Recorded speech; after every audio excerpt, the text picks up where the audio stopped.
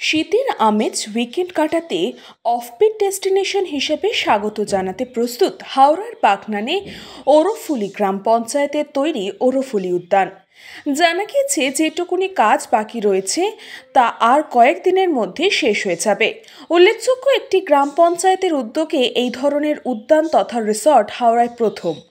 রূপনারায়ণ নদীর তীরে তৈরি হয়েছে এটি। শান্ত, নিরিবিলি ও পাখির কলকাকলিতে ভরপুর।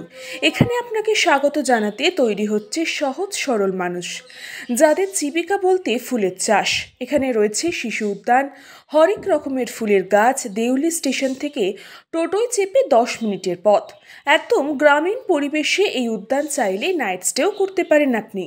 তৈরি রয়েছে ঘর সহ অন্যান্য সুবিধা। বিষয়টি নিয়ে ওরফুলি গ্রাম পঞ্চায়েত প্রধান রঘুনাথ জানান, আমাদের সবসময় একটা ইনোভেটিভ কিছু করার চিন্তাভাবনা থাকে, সেই জন্যই আমরা এইখানের একটা রায়তি সম্পত্তি ছিল তাদের কাছ থেকে কিনে আমরা লজ করার পরিকল্পনা নিই। এটা আমাদের এই লজের জন্যে আমরা পুরো নিজস্ব তহবিল ব্যবহার করে জায়গাটা আমরা কিনেছি।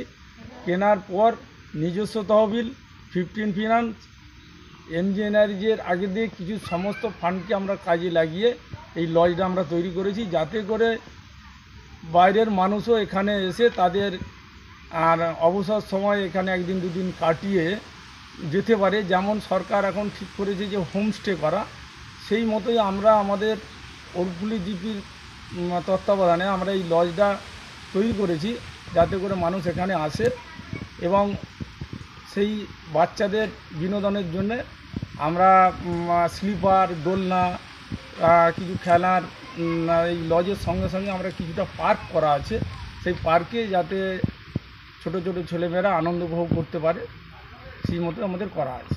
ব্যুরো রিপোর্ট, নিউজ পঙ্গ টাইম।